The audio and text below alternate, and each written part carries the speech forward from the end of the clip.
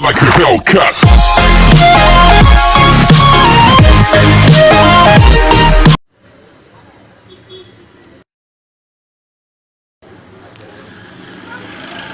السلام عليكم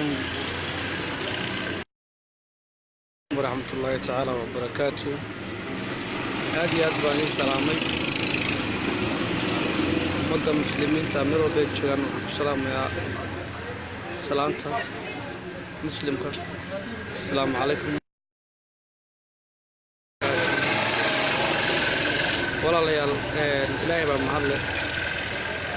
إلهي إيجاد الله سهل سوغر سي استنى إسيبا محل ولا ليال هرتا إلهي وانا عبوري إلهينا وحنا عبوري إساقنا عابدنا انت وحي دير وحوي إلهي وحوي وكحناقيا ولا ليال wadooyin badan baa jiraan oo mutaqaana bilaadanku waxa weeye ay ku wada nool yihiin walaalayaal waxa weeye adduunyo walaal adduunyo waa imtixaan ilaahayna ku jecel yahay oo ku imtixaama adduunyada fahmaysan walaalayaal aniga fankii waan iska dhaafay waxaan u dhaafay amar ilaahay baan u dhaafay ilaahay dartii baan u dhaafay sababtaan u dhaafayna waxay tahay walaalayaal ilaahay wuxuu darsiiyay wadadan ku socdana tahay wada qaldan ama wada mutaqaana meel xukun dambeynaysa alxamdulillah ilaahay baa mahadle muddo dheer kadib waxaan cadeeyay ama shaaciyay inaan dar ilaahay aan iskaga dhaafay waan ka kaaftoomay fankii iyo dhibkii iyo hawlihii adduunyo walaal sidaas la mid ah waxaan mutaqaana ummadda islaamka waxaan u baaqayaa in fanku yahay hawo beena walaalayaal waa hawo beena maaha wax ilaahay raalli ka yahay maaha wax rasuulkeenu waa amaanay maaha wax diinteenu ay ka hadlayso waa shaqo ibliis baa walaal afkan haya oo na dhaha heesa ibliis baan haystay ibliis baa ilaahay qaana oo guri islaam ku soo koray timo walna inuu fanaan noqonay ama taqaanaa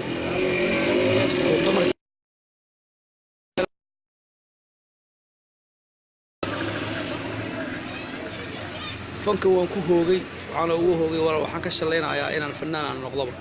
wallahi been mishii wallahi magac ilaahay horta agtiisa waxa kama ambaanteen ilaahay waxa weeye magac ma yaqaan ilaahay wuxuu yaqaan ayaa dambaabay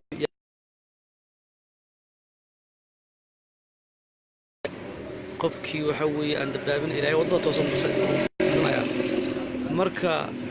hebel baa la yiraahdaa meel kuma gaarsiinayso walaal waxaan leeyahay dhalinyarada Soomaaliyeed ee ku taamayaan fanaannimo ee ku taamayaan in la barto